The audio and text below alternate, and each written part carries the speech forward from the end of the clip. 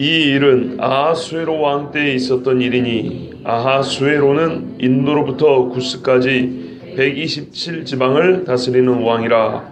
당시에 아하수에로 왕이 수산궁에서 즉위하고 왕위에 있은 지 제3년에 그의 모든 지방관과 신하들을 위하여 잔치를 베푸니 바사와 메대 장수와 각 지방의 귀족과 지방관들이 다 왕 앞에 있는지라. 아멘.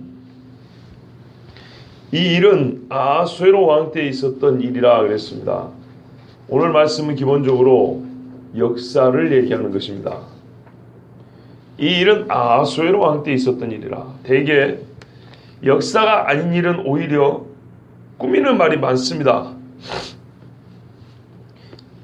아주 오래전 호랑이가 담배를 물던 시절에 하면서 약간 추상적인 이야기를 한다거나 신비적인 이야기를 하면서, 그리고 그때 산은 맑고 달은 높았으며 사람이 짐승들과 말을 하던 그런 시절이 이렇게 길어요. 역사가 아니고 꾸민 이야기들은 상당히 신비적인 단어들을 쓰면서 앞에 서술이 길어요. 그런데 이 일은 아하수에로 왕 때에 된 것이니 하고 짤막하고 실명을 거론한 것은 진짜 있었다, 이런 말입니다. 물론 이 에스더 성경에 대해서 역사적으로 찾아볼 수가 없다. 에스더라는 인물이 기록이 없고요, 모르드게 하만이라는 이름이 기록된 이름이 없습니다. 이를 어쩌죠?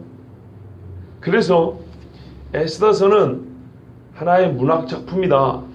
영적인 교훈을 주기 위해서 실제 했던 사건에다가 좀 덧입혀가지고 소설처럼 쓴 책이라고 주장하는 학자들도 꽤나 많습니다.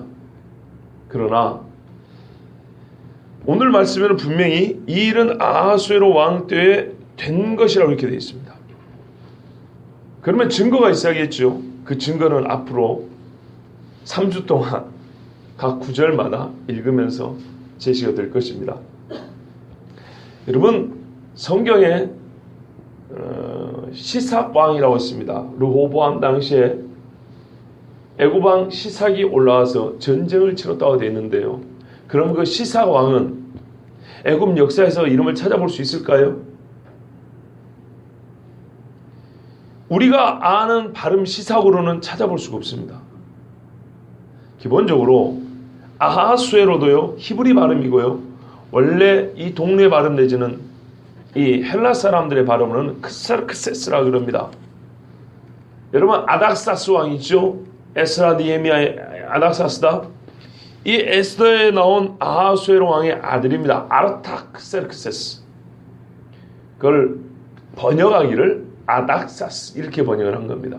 이름이 다르죠. 완전히 발음이 달라요. 아르타크레스 발음다. 아르타크세르크세스 완전 다르잖아요. 아하수에로 얼마나 부드럽습니까? 아하수에로 이거하고 크세르크세스 완전 다르죠. 비슷한 이름이 있어요. 성경에 다리오, 그쪽 동네 말은 다리우스, 비슷하죠. 이런 경우는 비슷합니다. 고레스, 키루스 비슷합니다. 그러나 아하수에로는 완전 발음이 달라요. 그래서 헬라 역사가 헤로도투스가 다리우스 왕의 아들 크세르크세스라고 쓴 기록이 발견되기 전까지는 아하수에로는 도대체 알 수가 없는 인물이었어요. 그런데 일반 역사가가 같은 동시대의 왕을 기록을 해놨어요. 그리고 헬라와 페르시아의 전쟁, 이름하여 페르시아 전쟁, 이 전쟁사에 나와 있는 인물이에요. 그래서 에스더서에 나와 있는 아하수에로 왕이 가상의 인물이 아니고 실존 인물이구나, 이걸 알게 된 거예요. 그런 식으로 하나씩 에스더서의 기록이 실제라는 것이 밝혀지고 있고 앞으로 계속 발견될 것입니다. 땅속에 오래돼 묻혀있는 것들이 다 발견되기는 어렵고요. 또한 아까 말씀드린 대로 발음이 너무 달라요. 우리 한국말로 한자 병음을 따라서 음을 따라서 풍신수기라는데 일본말로 어떻게 발음합니까? 도요토미데요시 완전 다르죠. 완전 다릅니다. 일본말도 좀 알아야 되고 한국말도 알아야 되고, 한국말도 그냥 한국말이 아니라 한자어를 알아야 이 사람이 같은 말이고 같은 이름을 이렇게 알 수 있는 것처럼, 그만큼 이름이 다르다 혹은 그 이름이 발견되지 않는다고 해가지고 이 사람이 실존 인물이 아니라고 보기가 어렵습니다. 왜냐하면 이 기록 자체가 누락이 되어 있는 경우도 있고 또 발음이 워낙에 달라가지고 또 당시의 발음이 정확히 어떻는지 알 수가 없습니다. 아까 말했던 페르시아 전쟁, 우리는 페르시아 전쟁이라 하지만 페르시아 역사에는 페르시아 전쟁의 기록이 없습니다. 수년 동안 진행이 됐고 페르시아가 그 강력한 힘을 상실한 전쟁이 페르시아 전쟁인데요. 이 전쟁이 페르시아 역사에는 기록이 없다는 얘기입니다. 그러나 세계 역사에서 페르시아 전쟁을 부인하는 사람은 아무도 없습니다. 수십만이 죽었어요. 수십만, 수백만. 살라미스 해전이라는 세계 4대 해전이 이 페르시아하고 그리스하고 바다에서 싸운 겁니다.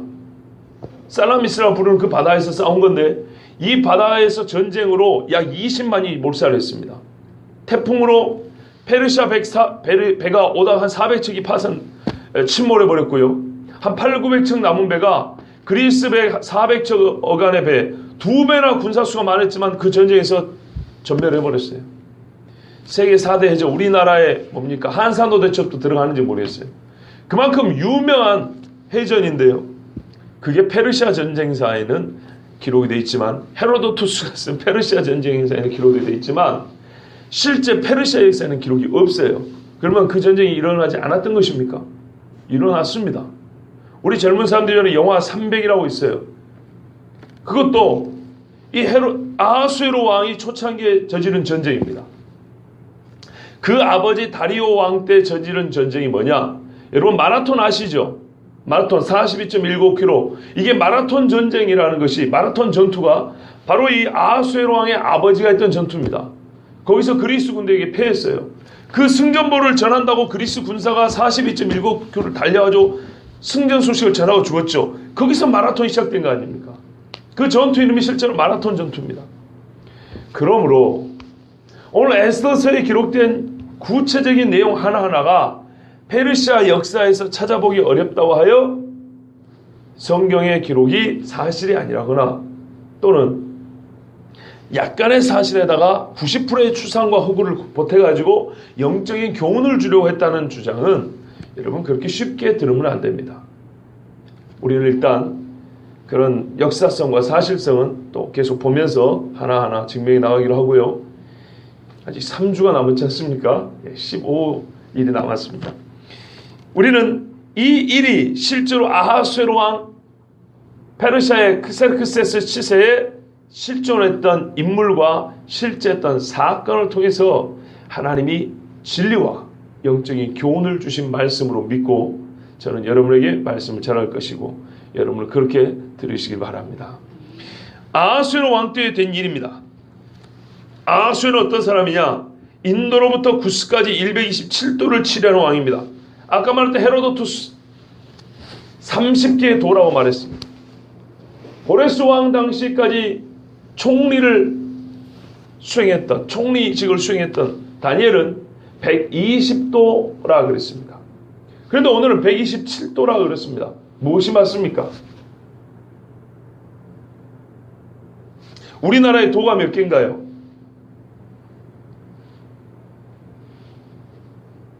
이 좁은 땅덩어리도 도가 몇 개인지 모르세요?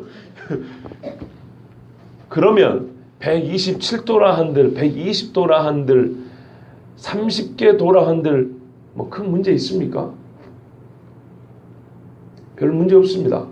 왜냐하면요 실제로 페르시아 아하수에로 왕 때 지역이 제일 넓었거든요. 인도라 말은 파키스탄 지역입니다. 옛날에 파키스탄과 인도가 분리되지 않은 거 아시죠? 네, 한 나라입니다. 거기서부터 구스, 에티오피아. 에티오피아는 어디랑 연결되어 있습니까? 이집트입니다. 이집트 남쪽이 에티오피아로 맞닿아 있습니다. 고대, 우리는 지금 20세기 이후의 지형도를 보고 있지만 BC 400년대의 지형도를 우리가 정확히 어떻게 알겠습니까? 국경을. 그죠? 요즘으로 말하면 그렇다 이 말입니다. 파키스탄 지역에서부터 에티오피아까지가 이 페르시아 제국입니다.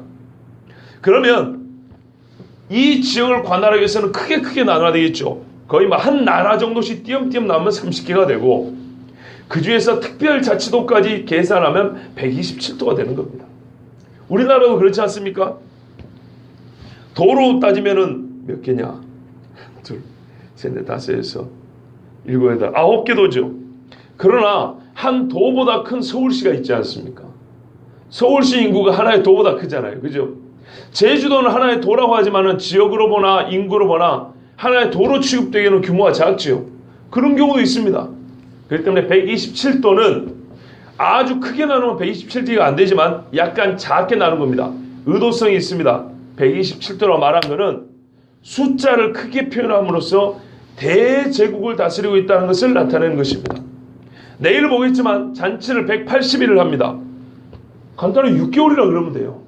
6개월이라 그러면 되지만 같은 기간이라도 숫자를 180이라고 큰 수를 쓰면 와, 엄청나게 큰 잔치였구나. 상당히 길게 하는 잔치였구나. 이것을 보여주는 겁니다. 거짓말이라서 아니고 같은 사실이지만 조금 더 읽는 사람으로 하여금 크다. 과연 대국이다. 큰 나라를 다스리는 왕이었구나. 그런데 이 나라에 무슨 일이 있었다는 거냐? 이거를 우리로 하여금 기대하게 하는 거죠. 대국의 큰 나라 왕에게 보잘것없는 포로민 출신 모르드게와 에스더의 이야기입니다. 그들이 이 대제국과 왕을 후회가면 잡고 흔듭니다. 세상적으로 말하면 정치력이지만은 하나님의 이 구원의 섭리 가운데 보면 하나님의 도구가 되어서 세상 나라를 다스리는 하나님의 보이는 손이 되어서 그들이 이 대제국과 127도와 180일의 잔치를 베풀 수 있는 엄청난 이 왕의 마음을 흔든다 이 말입니다. 보이지도 않았던 포로민 출신 이 뭐랄까요, 민족도 말할 수 없었던 모르드게와 에스더를 통해서 그 일을 하신다는 겁니다. 이거를 대비시켜주기 위해서 처음에 크게 말하는 거예요. 누가 감히 이를 움직일 수 있으랴? 누가 감히 이 나라를 좌지우지할 수 있으랴? 아무도 손을 못 댄다는 겁니다. 아무도. 누가 손을 대요? 하나님께서. 다니엘서에 말씀하셨죠. 세상 나라를 누가 주관하시는지 느부갓네살에게도 깨닫게 하려 하시라고 하나님이 꿈으로 보여주셨다 그랬어요. 오늘 그걸 보여줍니다. 127도를 치려는 왕이었습니다. 당시 아하수에로 왕이 수산국에서 즉위하고 페르시아에는 4개의 대궁이 있었는데요. 이 중에 하나가 수산궁입니다. 천혜의 요새입니다. 그러면 왜 여러 궁이 있었지만은 아하수에로가 천혜의 요새인 수산궁에서 즉위하였을까요? 이거는 뭔가 정세가 평온한 시기가 아니었다는 것을 보여줍니다. 또는 평온한 시기를 넘어가서 곧 무언가 위기와 전쟁이 가까웠다는 것을 보여주는 상징입니다.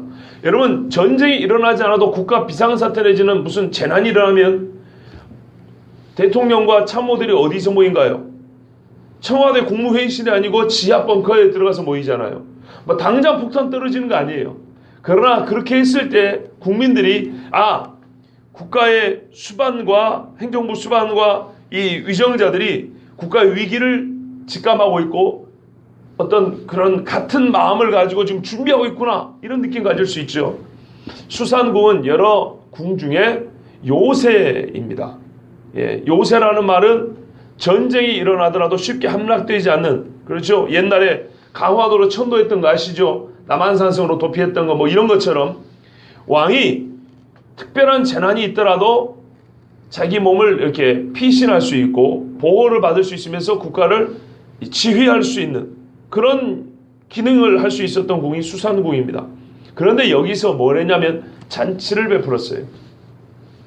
여러분, 창세기는 10개의 족보로 이야기가 구성됩니다. 족보.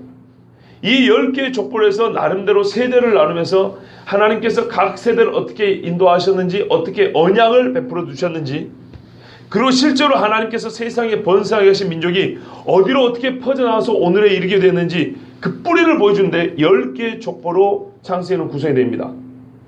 에스더서는요 10장밖에 안 되지만 10번의 잔치가 나옵니다. 10번의 잔치를 통해서 하나님께서는 이 세속적인 잔치, 이게 참 중요합니다. 에스더서는요 매우 세속적이에요. 기본적으로 하나님의 이름이 없고요, 잔치의 연속이에요. 잔치. 아니 10장밖에 안 되는데 잔치가 10번이면 매장에 잔치가 있다는 얘기예요. 어떤 경우는 한 장의 잔치가 2번 나옵니다. 이 잔치 무슨 말입니까? 사람들이 신의 섭리를 느끼거나 깨닫기 어려운 상황이에요. 먹고 취하고 너저분하게 늘어져 있을 수 있는, 즉 말 그대로 아주 풀어질 수 있는 상황이에요. 그렇지 않아요? 우리 예수 믿는 사람도 예배 드릴 때하고 밥 먹을 때하고 어느 때도 영적인 민감함이 있습니까? 예배 드릴 때죠. 같은 사람이지만 저 보세요. 설교할 때는 이렇게 진짜 밥 먹을 때는 막 이상 헛소리도 하잖아요. 그렇지 않습니까? 시시콜콜한 이야기 안 하고.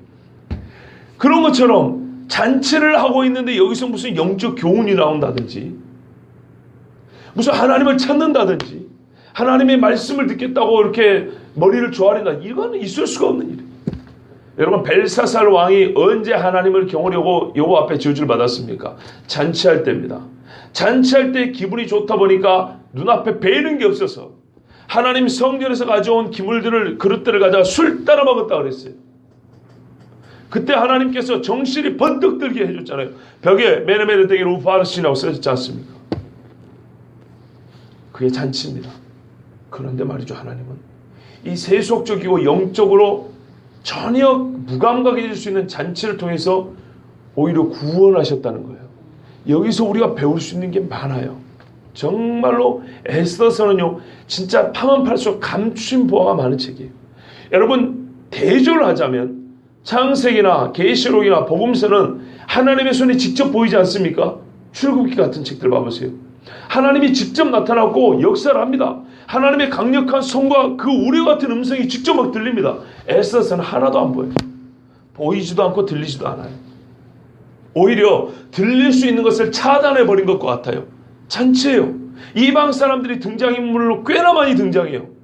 그렇죠. 출애굽기는 모세, 아브라함, 아니 아론 이래요. 창세기는요, 아담, 노아, 아브라함, 이삭, 야곱, 요셉, 이름만 들어도 정신이 나갈 정도의 믿음의 사람들로 계속 이어집니다. 그런데요, 에스더서는 이 짧은데 뭐가 나와요? 아하수에로. 잔치, 하만. 순전히 정치적 용어들로 가득 차 있습니다. 그런데 이 짧은 시간 안에 가장 극적인 구원을 맛본 사건이 기록된 책이 에스더란 말이에요. 그러니까 우리가 보이지 않고 들리지 않은 상황에서 어떻게 하나님의 음성을 들을 것이며 어떻게 하나님의 구원의 손길을 볼 수 있느냐, 이것이 바로 어떤 의미에서는 우리의 영적인 분별력이 증명되는 시간이고, 여기에서 하나님의 구원을 읽어낼 수 있다면 우리는 우리의 일상사, 실제로 하나님의 손이 보이지 않는 것 같고 들리지 않는 것 같고 회사에서 맨날 욕이나 얻으면서 어떻게 하면 한 푼을 더 벌어볼까, 이 고생하고 고민하는 우리의 삶 속에서 어떻게 하면 한 점의 점수를 더 올려볼까, 이 애를 쓰는 우리 일상에서 하나님이 어떻게 나를 다스리는가, 이 세속적이기 그지없는 나를 하나님이 어떻게 구원하시고 보존하여 천국까지 인도하시는가, 이거를요 깨달을 수 있고요 감격할 수 있는 말씀이 에스더서예요. 일상에서 모든 것이 불명확하고 불확실하고 보이지 않는 것 가운데서 하나님이 어떻게 나를 다스리시고 통치하시고 인도하시는가, 여러분 궁금하셨죠? 그러면 에스더서를 보세요. 보입니다. 나에게는 하나님 홍해는 안 갈라지는데요, 하나님 나에게는 만나는 안 떨어져요. 쇠가 빠지고 고생해도 밥 한 그릇 먹기 어려운데요, 저축할 돈 한 푼이 없는 이 상황 속에서 하나님은 도대체 나를 돌보시고 구원하고 계신 게 맞습니까? 라는 질문이 있다면 에스더서를 보세요. 더불어서 룻기를 보세요. 룻기.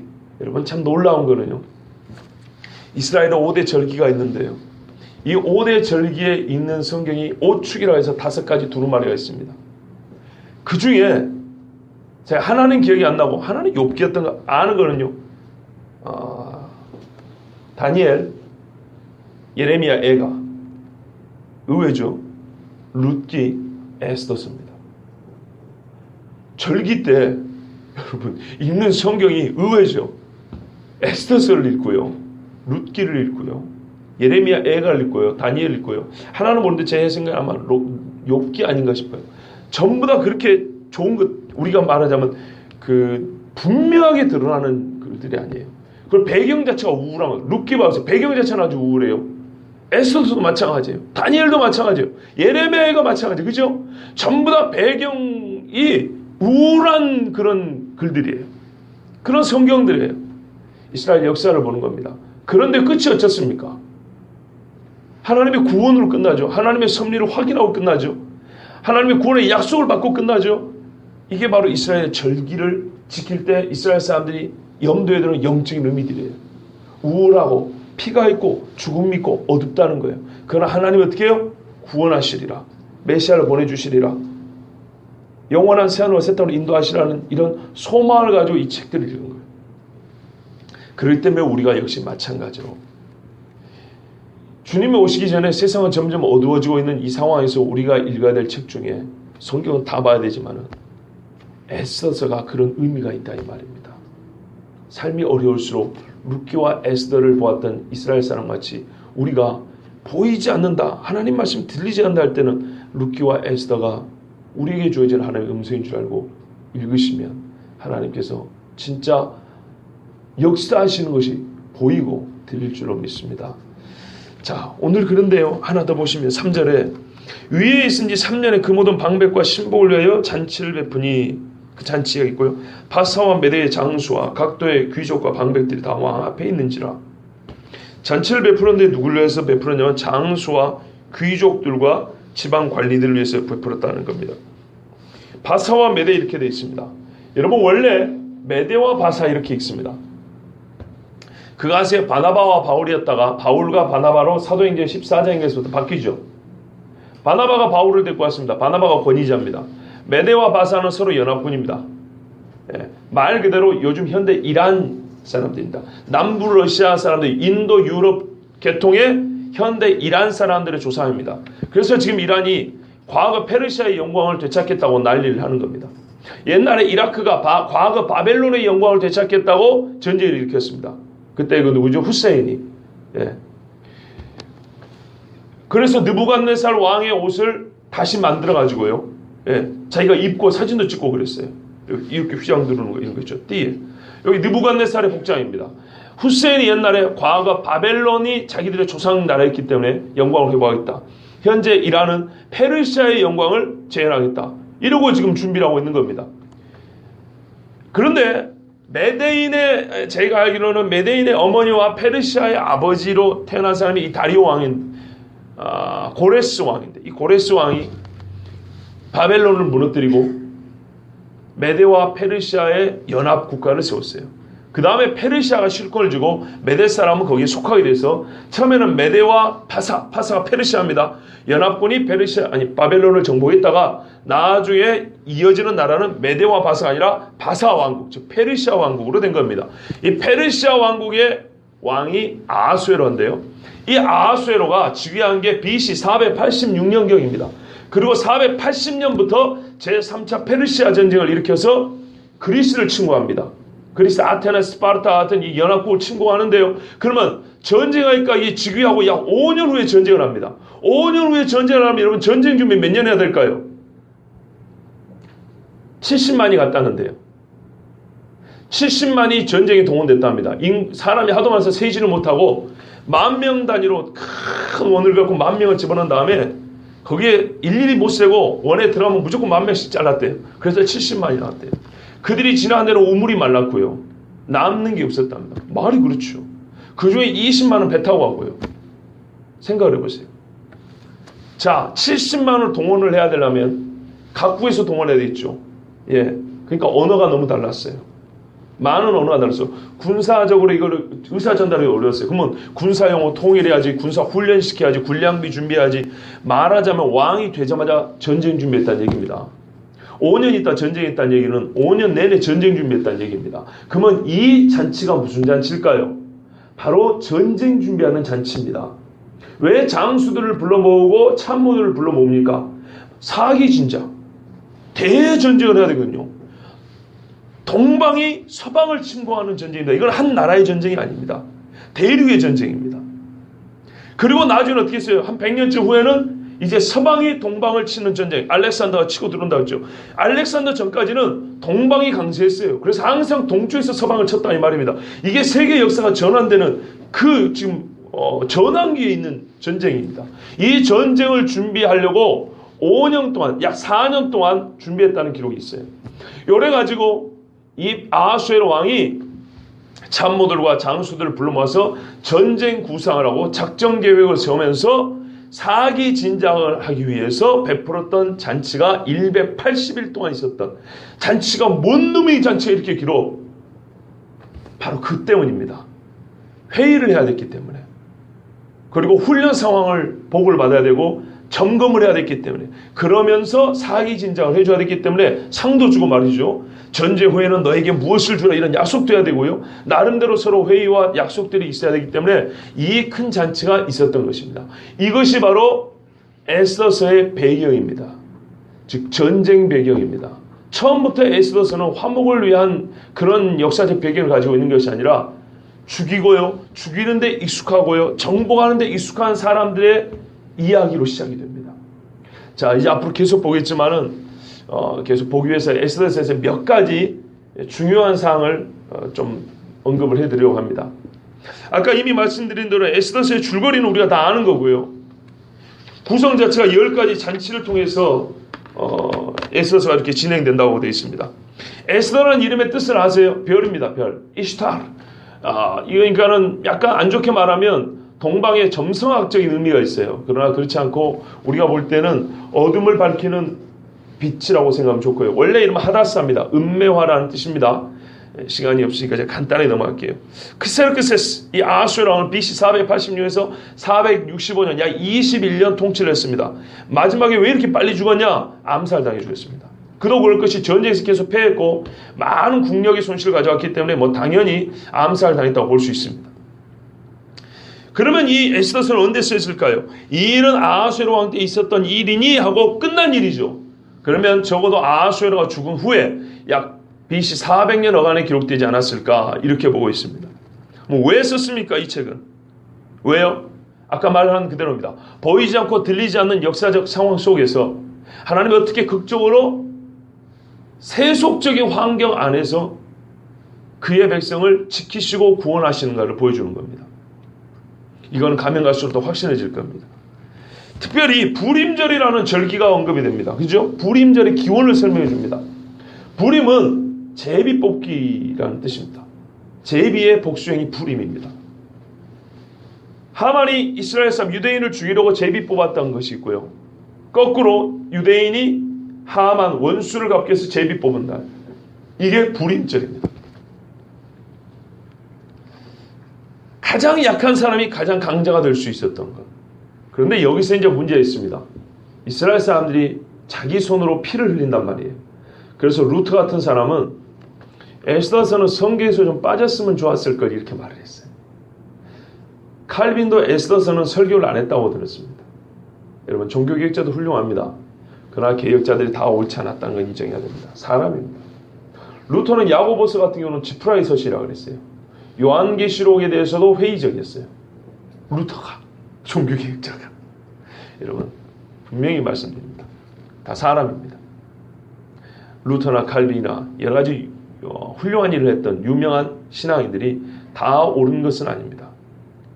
성경을 믿어야지 사람을 믿을 것은 아닙니다. 오늘날 루터가 실수했다는 것이 곳곳에 밝힌다. 왜 루터가 야고보서를 지푸라기 서시라 그러면 믿음으로 옳게 된단 말이 없었기 때문이에요. 예수님 이야기 없다고 그런 거예요. 그러면은 이거 다 빼야죠. 시편도 빼야죠, 여러분. 루터는 시편으로 로마서를 주석했는데요. 시편에는요, 하나님 원수를 갚으소서, 원수를 갚으소서. 이거 이름하여 저주 시편이라고 합니다. 저주 시가 얼마나 많은데요. 시편에 봐보세요. 그렇기 때문에 에스더서를 빼려면 시편의 상당수를 다 삭제해버려야 됩니다. 그렇지 않죠. 이거는 솔직한 우리의 토로예요. 우리 현실을 그대로 하나님 앞에 호소하는 거예요. 자, 또 순종과 불순종에 대해서 우리가 배울 수 있습니다. 여러분, 과거에 사울왕이 불순종했습니다. 아각 사람 왕 아말렉 왕을 쳐 죽여라 그랬어요. 아각을 쳐 죽여라. 그런데 안 죽였죠. 누가요? 사울왕이, 베냐민 지파 사울왕이 안 죽였습니다.